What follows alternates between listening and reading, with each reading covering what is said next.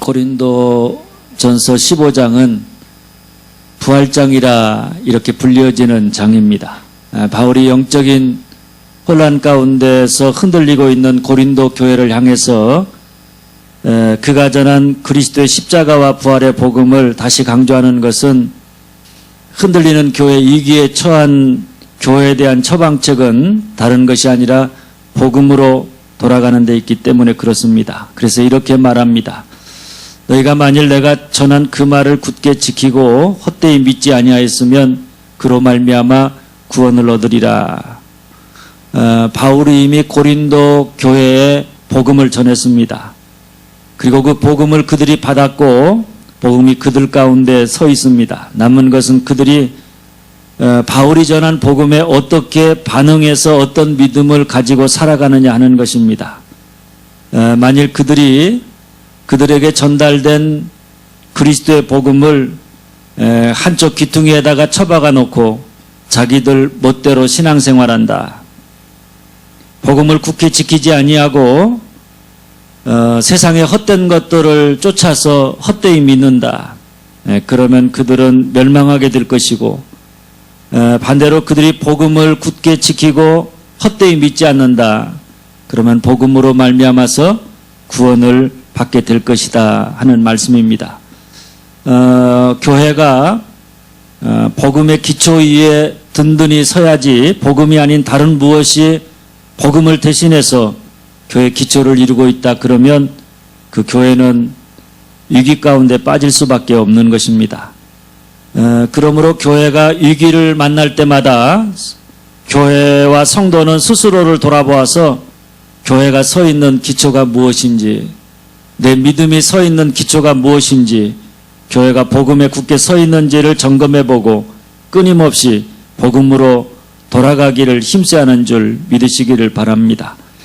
그렇다면 바울이 전한 복음이 뭐냐? 3절 4절입니다. 이는 성경대로 그리스도께서 우리 죄를 위하여 죽으시고 장사 지낸 바 되었다가 성경대로 사흘 만에 다시 살아나사. 뭡니까 여러분?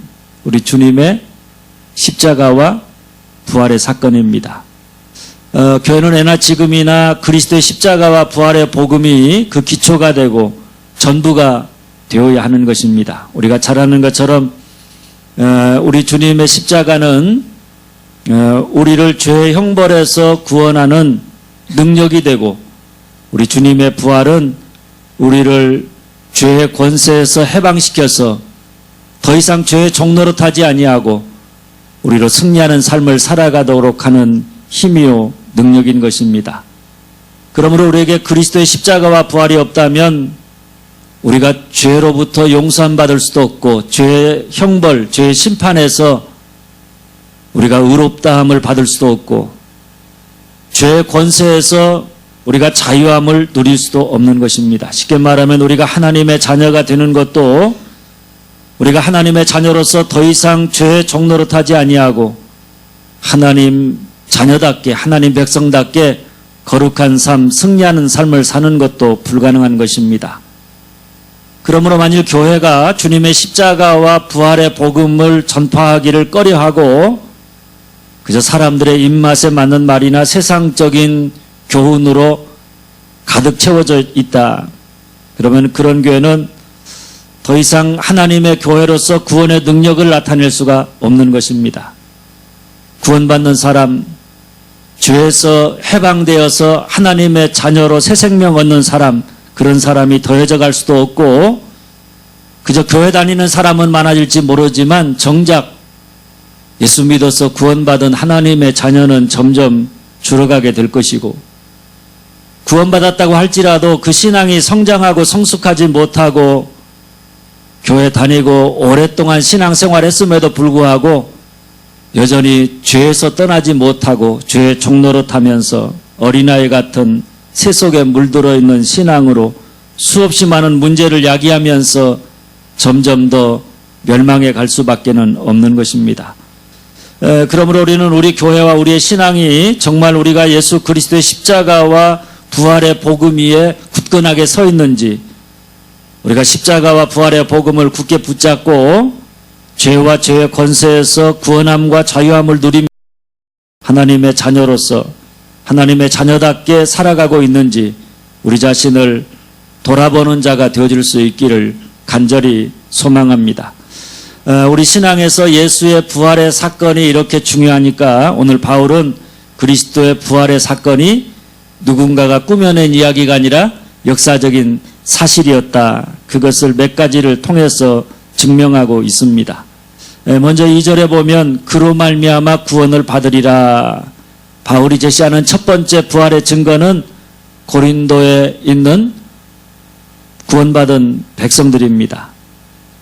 당시 상황은 예수 믿으면 핍박을 받고 고난을 받는 상황입니다. 잘못하면 죽을 수도 있습니다. 그런데 만일 그리스도의 십자가와 부활의 복음이 거짓말이었다 그랬다면 어떻게 그 많은 사람들이 믿음을 굳게 지키면서 죽음을 무릅쓸 수 있었겠는가 하는 것입니다. 거짓된 것을 위해서 자기 목숨을, 자기 삶의 평안과 기쁨을 빼앗길 어리석은 사람은 한 사람도 없습니다. 그러므로 구원받은 백성들, 핍박과 고난으로 믿음을 지켜나가는 초대교회 성도들, 그 성도들 자체가 어떻게 보면 예수 그리스도의 십자가와 부활의 사건이 역사적인 실제적인 사건이었다 하는 것을 증거해 주는 줄 믿으시기를 바랍니다. 그 다음에 3절 4절에 보면 반복해서 나오는 말이 성경대로라고 하는 말입니다. 성경대로 예수가 죽고 성경대로 다시 살아났다는 것입니다. 그러니까 예수 그리스도의 십자가와 부활의 사건은 그냥 어쩌다가 보니까 우연하게 이루어지는 그런 사건이 아니라 이미 하나님의 구원의 계획 속에서 이미 예언되어진 사건이고, 그 예언된 것이 때가 되어서 역사 속에서 그대로 이루어진 사건이기 때문에 그 사건이 아주 오래전부터 예언된 것이 이루어진 사건이기 때문에 우리가 그 역사성을, 그 사실을, 그 진실됨을 우리가 믿어야 한다는 이야기입니다. 그리고 5절에서 7절에 나오는 부활의 증인들인데 게바, 12제자, 500의 형제, 야고보, 모든 사도, 바울, 이 모든 사람들이 다 예수 그리스도의 부활을 경험한 사람들입니다. 부활하신 예수를 만난 부활의 증인들입니다. 그 당시에 증거가 참이냐 거짓이냐라고 하는 것은 두세 사람의 증인만 있으면 그것이 참이다 이렇게 인정을 했습니다. 그런데 두세 사람이 아니라 수백 명의 사람들이 목격한 역사적인 사건이 예수 부활의 사건이고, 바울이 서신을 쓸 때에도 그들 중에 상당수가 아직도 살아 있었던 것입니다. 그러나 이 모든 것들보다 바울은 자기 자신의 변화된 모습을 부활에 대한 확실한 증거로 제시합니다. 9절 10절에 보면 그가 이전에 어떤 사람이었는지, 하나님의 교회를 핍박하던 사람이었습니다. 그런데 그런 그가 사도가 되어서 그리스도로부터 보냄을 받은 이방인의 선교사로, 이방인에게 복음을 전하러 보냄을 받은 자가 되었습니다. 그리스도의 증인이 되었고, 그리고 증인으로서의 그의 삶을, 그의 사명을 감당하기 위해서 모든 사도보다 더 많이 수고하는 사도가 되었습니다. 바울이 놀라운 변화를 무엇으로 설명할 수 있는가 하면, 내가 나된 것은 하나님의 은혜로 된 것이니 내게 주신 그의 은혜가 헛되지 아니하여 내가 모든 사도보다 하였으나 내가 한 것이 아니요 오직 나와 함께 하신 하나님의 은혜로라, 이렇게 고백합니다. 자기가 이렇게 달라지고 변화되는 것은 전적인 하나님의 은혜로 말미암은 것인데, 그 은혜는 그 중심에 뭐가 있는가 하면 바로 예수 그리스도의 십자가와 부활입니다. 예수 그리스도의 십자가와 부활로 말미암아서 그에게 베풀어진 은혜, 그 은혜가 그를 변화시켰고 오늘의 그를 이루었다, 오늘의 그를 만들었다, 이런 고백입니다. 그러므로 바울의 변화된 삶 그 자체가 예수가 다시 살아나셨다고 하는 부활의 진실성을 증명하고 있는 줄입니다. 그렇다면 이런 부활 신앙을 가진 바울 그는 어떻게 살았느냐? 첫째 따라서 합니다. 나는 가장 작은 자입니다. 나는 가장 작은 자입니다. 9절입니다. 나는 사도 중에 가장 작은 자라. 나는 하나님의 교회를 박해하였으므로 사도라 칭함을 받기를 감당하지 못할 자니라. 바울이 자기 자신을 뭐라고 고백하고 있는가 하면 사도 중에 가장 작은 자다. 이렇게 고백합니다. 그리고 사도라 칭함을 받을 만한 자격이 없는 사람이다. 이렇게 고백합니다. 이 말을 달리하면 나는 사도들 중에 지극히 작은 자, 곧 능력 없는 사람이고 사도라 칭함을 받기에 감당하지 못할 자, 나는 그럴 자격이 없는 사람이다. 이런 이야기입니다. 다시 말하면 나는 하나님의 은혜가 없이는 아무것도 아닌 사람입니다. 나는 하나님의 사랑이 없이는 아무것도 아닌 사람입니다.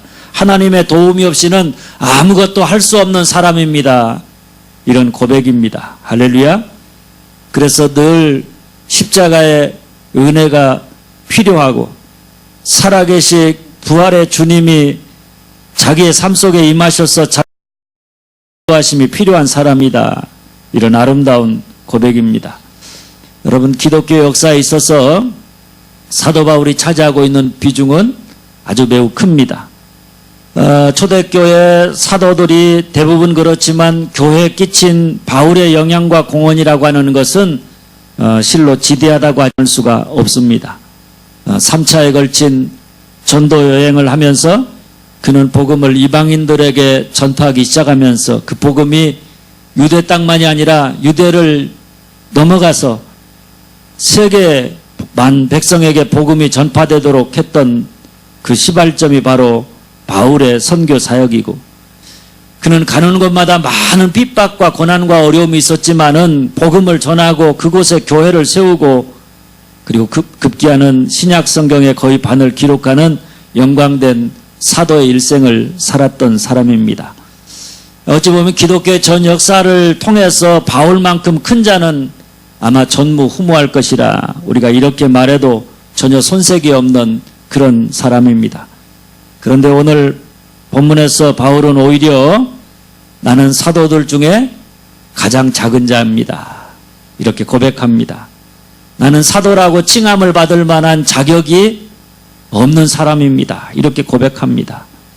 그리고 더 낮춰서 8절에 보면 맨 나중에 만삭되지 못하여 난 자다. 이렇게 자기 자신을 낮추어서 고백하고 있습니다. 이것을 보면 바울은 항상 사람들 앞에서 자기가 행한 일을 다른 사람과 비교해서 자기 자신을 내세우고 자랑하는 사람이 아니라 그는 늘 하나님 앞에서 자기가 어떤 사람인가 그것을 늘 깨닫고 주님을 핍박하던 자기가 주님의 사역을 감당하고 일할 수 있다는 것, 하나님이 자기를 충성되이 여겨서 직분을 맡겨주신 것, 그것 하나만으로 만족하고 감사하는 삶을 살았던 것입니다. 여러분, 우리가 바울처럼 교회 안에서 주님의 일을 많이 하다가 보면 자꾸만 나타나는 유혹이 뭐냐면 내가 다른 사람보다 나는 지극히 큰 자다. 이렇게 스스로를 여기고자 하는 유혹입니다. 나는 그래도 우리 교인들 중에 가장 믿음이 좋은 사람이다. 나는 가장 큰 사람이다. 이런 유혹을 받게 되는 것입니다. 그런 유혹이 우리에게 찾아올 때 우리가 아무리 많은 일을 하고 또 아무리 많이 우리가 신앙적으로 믿음으로 산다고 할지라도 그런 마음이 우리의 마음속에 들 때마다 여러분을 내가 지극히 큰 자다. 이런 교만한 마음에 여러분을 바울처럼 내가 얼마나 작은 자인지, 내가 얼마나 자격이 없는 자인지 우리 자신을 되돌아보면서 그런 나를 들어서 하나님이 내게 귀한 일들을 그저 내가 아니라 하나님께만 영광을 돌리면서 늘 자기를 낮추고 겸손의 자리, 종의 자리를 지켜나가는 여러분들이 되어줄 수 있기를 간절히 소망합니다. 둘째 따라서 합니다. 모든 것이 다 하나님의 은혜입니다. 모든 것이 다 하나님의 은혜입니다. 10절입니다. 내가 나된 것은 하나님의 은혜로 된 것이니. 바울은 그가 다메섹 도상에서 부활하신 예수를 만나기 전에 그는 예수 믿는 사람을 핍박하고 교회를 박해했던 사람입니다. 스테반이 복음을 전하다가 순교를 당할 때 그 옆에서 스테반의 옷을 들고 있던 사람이 바로 바울입니다. 대제사장으로부터 공문을 받아서 다메섹까지 가서 예수 믿는 사람들이 있다면 그 사람들을 다 색출해내서 잡아다가 죽이려고 했던 그 당시에 유명한 핍박자입니다. 이를 바울은 디모데전서 1장 12절에 이렇게 고백합니다. 내가 전에는 회방자요 핍박자요 포행자이었으니. 바울은 하나님을 대적하는 회방자였습니다. 하나님의 사람들 그리스도인을 대적하는 핍박자였고 하나님의 일 복음의 사역을 대적하는 포행자였습니다. 그가 얼마나 악명 높은 사람이었던지 다메섹 도상에서 부활의 주님을 만난 다음에 그가 예루살렘 교회를 방문했습니다. 내가 이렇게 다메섹 도상에서 예수님을 만났다고 그가 아무리 고백하고 이야기해도 예루살렘 교회 성도들이 그의 말을 믿지를 못했습니다. 그 어느 누구도 그의 회심을 믿지 않았습니다. 그렇게 예수를 핍박하던 사람이 하루아침에 달라질 수 없다는 것입니다. 아마 모르긴 몰라도 우리를 속여가지고 거짓말해가지고 예수 믿는 사람들을 속출해가지고 색출해가지고 잡아 죽이려고 하는 음모일 것이다. 이렇게 생각할 만큼 그는 그렇게 그 당시에 악명 높은 그런 사람이었습니다. 그런데 그런 그가 어떻게 되었느냐. 다메섹 도상에서 자기를 찾아온 부활하신 주님을 만난 다음에 그가 예수를 믿었습니다. 할렐루야. 그것도 그냥 대충 믿은 게 아니라 이방인에게 보냄을 받은 사도가 되어서 복음을 위해서 자기의 온 삶과 모든 것을 다 던져서 헌신하는 속된 말로 예수쟁이가 되었습니다. 예수를 해방하고 예수 믿는 사람들을 핍박하던 바울이 변해서 주님으로부터 보냄을 받은 사도가 되었습니다. 그것도 사도들 중에 사도가 되었습니다. 소아시아와 로마에까지 가서 선교한 위대한 선교사요, 신약 성경의 대부분을 기록한 신학자요, 수많은 교회를 세우다가 마지막에는 로마에서 목숨을 바친 순교자가 되었습니다. 그런데 여러분, 바울은 이런 자기의 놀라운 변화의 원인을 아주 간단하게 이렇게 고백합니다. 한번 따라서 합니다. 나된 것은 하나님의 은혜입니다. 나된 것은 하나님의 은혜입니다. 뭡니까 여러분? 예수를 핍박하던 바울이 예수를 전하는 사도가 되고 순교자가 된 것은 하나님의 은혜, 그 은혜가 그를 그렇게 만들었다는 이야기입니다. 자기가 그렇게 사역을 감당하고 헌신할 수 있는 것도 자기가 똑똑하고 잘나고 능력 있고 지혜로워서가 아니라 자기가 열심히 있어서가 아니라 자기에게 임한 하나님의 은혜, 그리스도의 십자가와 부활의 은혜가 오늘의 자기를 그렇게 변화시켰다. 이런 고백입니다. 여러분, 우리 주님이 부활하셔서 지금도 살아계시다. 이 부활신앙을 가진 사람은 살아계신 주님이 우리를 위해서 십자가에서 대속의 피를 흘리시고 우리를 구원하셨을 뿐만 아니라 구원받은 우리가 더 이상 세상에 끌려다니거나 사단의 종로로 타지 아니하고 이제 하나님의 백성답게 그렇게 세상 속에서 하나님의 영광을 위해 살고 그 구원의 복음을 전하면서 그렇게 하나님의 나라와 뜻을 이루는 자가 되어질 수 있도록 부활하신 주님이 끊임없이 내 안에 역사하신다.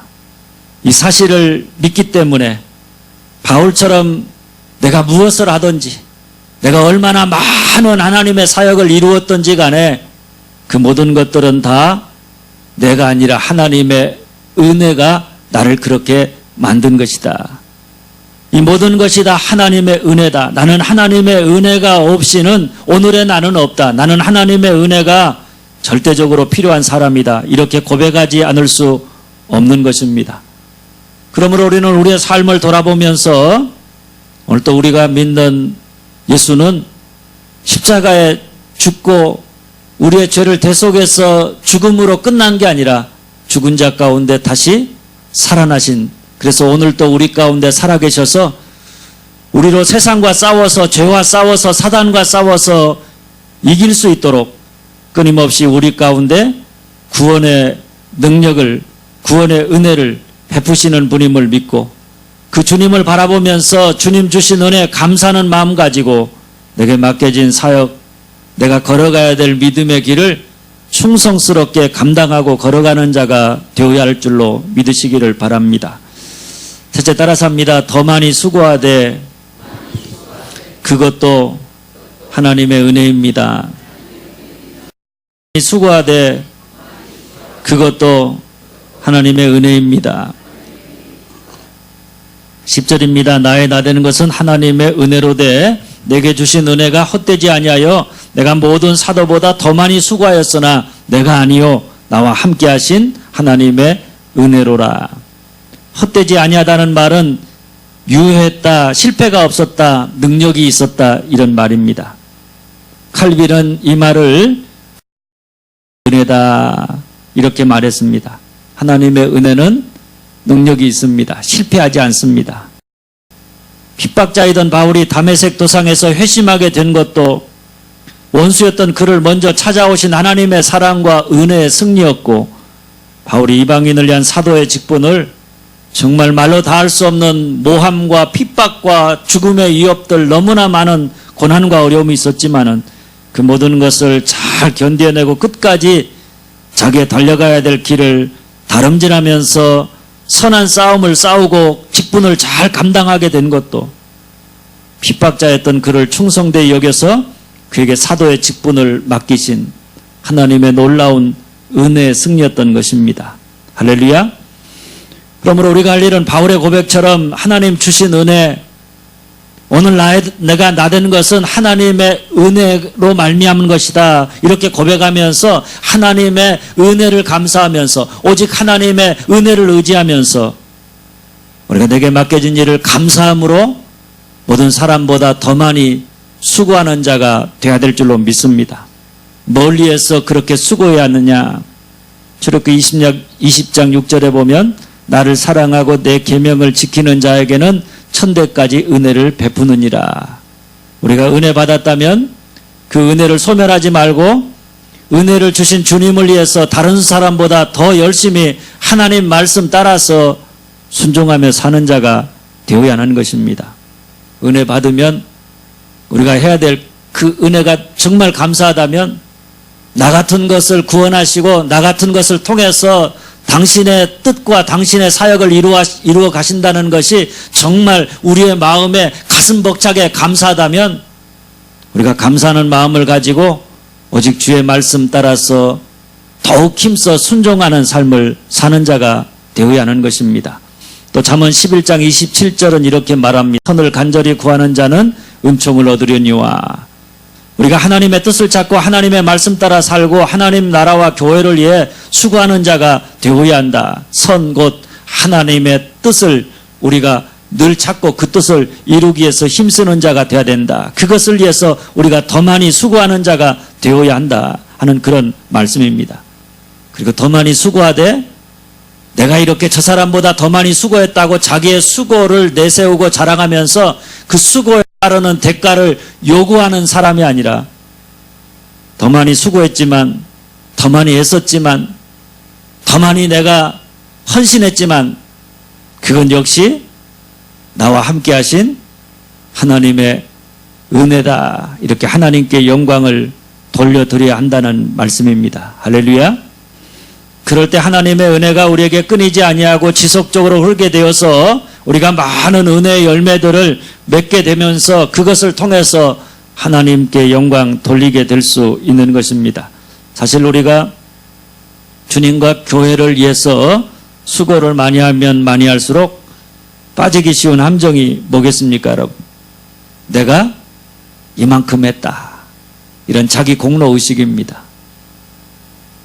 우리가 교회를 위해서 수고하고 또 교회를 위해서 헌신하면 할수록 우리가 빠지기 쉬운 사단의 함정이 있는데, 그 모든 것이 다 하나님의 은혜고 내가 이렇게 일하고 헌신할 수 있는 것도 다 하나님의 은혜다. 그저 감사할 따름이다. 하나님께만 영광을 돌려야 되는데, 우리가 조금만 다른 사람보다 내가 더 많이 수고했다, 내가 더 많이 헌신했다, 더 많이 헌금했다 그러면 자꾸만 내가 이렇게 했다고, 그러니까 나를 인정해 달라고, 내가 이만한 사람임을 인정해 달라고 대가를 요구하는 공로의식, 그 공로의식을 가지고 우리가 행한 일을 가지고 다른 사람과 비교하면서 거기에 따르는 대가를 요구하는 순간 하나님의 은혜는 온데간데 없이 사라져 버리는 것입니다. 그 모든 일이 다 누가 한 일이에요?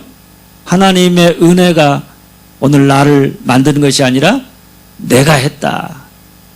이런 어리석음을 범하게 되는 것입니다. 고린도후서 11장 23절 말씀입니다. 그리스도의 일꾼으로서 수고를 넘치도록 하고 옥에 갇히기도 더 많이 하고 매도 수없이 맞고 여러 번 죽을 뻔하였으니, 또 12장 10절은 내가 그리스도를 위하여 약한 것들과 능력과 궁핍과 핍박과 곤란을 기뻐하노니. 바울은 그야말로 그가 고백하는 것처럼 그리스도를 위해서 넘치도록 수고하고 고생한 사람입니다. 수고도 다른 사람보다 훨씬 더 많이 했고, 고생도 다른 사람보다 훨씬 더 많이 했고, 옥에 갇히기도 했고, 억울한 일도 많이 당했고, 매도 수없이 맞았고, 여러 번 죽을 뻔, 그런 위기를 겪기도 했던 사람입니다. 아마 주님을 위해서 이 정도 고생과 헌신을 한 사람이라면 아마 하나님 앞에서 떳떳하게 자기 공로를 내세워도 그 누구도 그에게 말할 사람이 없을 것입니다. 아마 우리가 이만큼 그리스도와 복음을 위해서 헌신하고 고생했다면 우리는 그것을 사람들에게 알리기 위해서 그냥 혈안이 되어서 어떤 추한 모습을 보일지도 모르겠습니다. 그런데 그는 오히려 내가 아니요 오직 나와 함께 하신 하나님의 은혜로다. 그 모든 공로를 누구에게 돌립니까?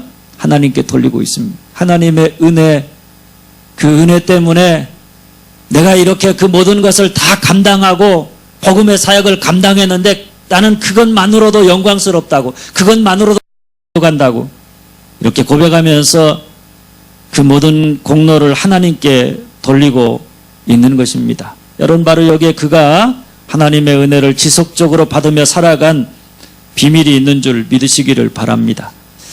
한 성자가 인도의 겐지스강에서 살고 있었습니다. 그런데 이 성자를 존경하고 흠모하던 어떤 사람이 성자를 기쁘게 하기 위해서 금덩어리를 싸서 성자를 찾아왔습니다. 그리고 말합니다. 성자님, 제가 성자님께 이 금덩어리를 바칩니다. 받아주십시오. 성자가 매우 기쁜 표정을 하면서 그 금덩어리를 받으면서 이렇게 말합니다. 감사합니다. 제게 이렇게 좋은 선물을 주셔서 정말 감사합니다. 그런데 한 가지 부탁이 있습니다. 성자는 그 사람에게 자기 부탁을 꼭 들어달라고, 그 사람이 부탁을 들어주겠다고 약속을 받고 난 다음에 그에게 이렇게 말했습니다. 내가 받은 이 금덩어리를 수고스럽지만 요 앞에 있는 겐지스강 물속에 갖다 버리고 난 다음에 다시 와주시기 바랍니다. 여러분, 그 사람이 어떻게 했을까요? 슬픈 표정을 하고 다시 금덩어리 그 사람은 5분이 지나도 30분이 지나도 하루 이틀이 지나도 다시 돌아오지 않았습니다. 그래서 이 성자가 제자들에게 이렇게 말했습니다. 그것 보아라. 사람이 자기 것을 바치는 것보다 더 힘든 것은 자기 것을 버리는 것이다. 바치는 것보다 더 힘든 게 자기 것을 버리는 것이 더 힘들다는 겁니다. 하나님께 바쳤으면 이미 하나님의 것인데, 우리가 하나님께 헌신했으면 이미 하나님께 다 드린 것인데, 그것이 여전히 자기 것인 것처럼 그 자기의 소유를 버리지 못한다. 그래서 거기에 따르는 대가를, 자기가 행한 것을 공로로 여겨서 거기에 따르는 대가를 요구한다. 그 자체가 얼마나 어리석은 것인가. 하는 이야기입니다. 우리가 주님께 바쳤으면, 헌신하고 충성했으면 그 다음은 그것이 더 이상 내 것이 아니라고 내 손에서 버려야 하는 것입니다. 자기 공로를 자랑하지 않아야 한다. 그래 하나님이 그 사람에게 아침마다 새로운 은혜를 더해 주시는 줄 믿으시기를 바랍니다. 넷째, 따라서 합니다. 나는 날마다 죽노라. 나는 날마다 죽노라. 30절에서 32절까지의 말씀입니다. 또 어찌하여 우리가 언제나 위험을 무릅쓰리요. 나는 날마다 죽노라. 죽은 자가 다시 살아나지 못한다면 내일 죽을 터이니 먹고 마시자 하리라. 초대교회는 예수 믿는다는 것 때문에 핍박을 받고 위험을 당하던 때입니다. 그런데 그런 때에 바울을 비롯한 성도들이 부활신앙을 가지고 있었기 때문에 그런 위험을 무릅쓰고 핍박을 견뎌냈고, 거기다 현실에 안주하면서 세상 사람들처럼 먹고 마시는 삶, 욕구를 따라 사는 삶을 거절하는, 나는 날마다 죽노라. 매일매일 옛사람 욕구를 따라 살아가는, 자기 자신의 의를 자랑하고 자기 자신을 자랑하는 그 옛사람을 날마다 나는 십자가에 못 박아 나는 날마다 죽노라. 이렇게 고백하면서 매일매일 자기를 부인하며 살았습니다. 그리고 항상 깨어서 죄짓지 아니하고 의 곧 하나님의 선하신 뜻을 행하기를 힘쓰면서 그 일을 위해서는 어떤 위협이라도 그 모든 위협을 무릅쓰는 용감한 믿음의 사람으로 살았습니다. 여러분, 부활신앙을 가진 사람은 세상을 함부로 살아갈 수가 없는 것입니다. 또 부활신앙을 가진 사람은 자기가 죽는, 자기를 부인하는 삶을 살아가게 되어져 있는. 왜냐하면 내가 죽어야 산다는 것을, 예수님의 십자가와 부활을 통해서 예수님이 죽으셨기에 다시 부활하셨다는 것을 그들이 믿기 때문에 오늘 내가 죽어야 내가 참으로 산다, 이 사실을 너무나 잘 알기 때문에 세상을 쫓아서 자기 멋대로, 자기 중심으로, 자기 이익을 따라서 자기 감정대로 살지 아니하고, 그런 나를 날마다 죽이는, 자기를 부인하는 그런 삶을 살게 되어져 있는 줄 믿으시기를 바랍니다. 바울이 전한 복음 뭡니까 여러분? 성경대로 그리스도께서 우리 죄를 위하여 죽으시고 장사 지낸 바 되었다가 성경대로 사흘 만에 다시 살아나사, 십자가와 부활의 복음입니다. 교회가 서 있는 그 자리는 바로 예수 그리스도의 십자가와 부활의 터 위에 서 있는 것입니다. 십자가와 부활의 복음을 잃어버린다, 그러면 교회는 무너지는 것입니다. 십자가의 은혜, 부활의 복음 우리가 굳게 지켜나가고, 십자가와 부활 우리가 온전히 반응하며 살아간, 대속하신 십자가에 달리신 예수 그리스도, 다시 살아나서 오늘 또 우리의 삶 속에 우리로 죄와 싸워 이기게 하시는 부활의 주님, 그 주님에게 우리가 온전히 반응하며 살아감으로 말미암아 십자가와 부활의 사건이 오늘 내 삶 속에 구원의 역사로, 성화의 역사로, 승리의 역사로 나타내게 해야 하는 줄 믿으시기를 바랍니다. 그럴 때 우리의 믿음은 어떤 모습이냐? 첫째, 따라서 합니다. 나는 작은 자입니다. 나는 가장 작은 자입니다. 둘째, 모든 것이 다 하나님의 은혜입니다. 모든 것이 다 하나님의 은혜입니다. 셋째, 더 많이 수고하되 그것도 하나님의 은혜. 더 많이 수고하되 그것도 하나님의 은혜입니다. 넷째, 나는 날마다 죽노라. 나는 날마다 죽노라. 바로 오늘 또 바울처럼 십자가와 부활의 복음을 굳게 붙잡고 나는 가장 작은 자입니다. 모든 것이 다 하나님의 은혜입니다. 내가 더 많이 수고하되 그것도 하나님의 은혜입니다. 나는 날마다 죽습니다. 참된 복음의 삶을 살아가는, 그래서 여러분의 삶을 통해서 복음의 역사가 크게 나타나고 하나님의 나라와 하나님의 뜻이 이 땅에 온전히 이루어지는 그런 믿음의 승리자가 되어질 수 있기를 주님의 이름으로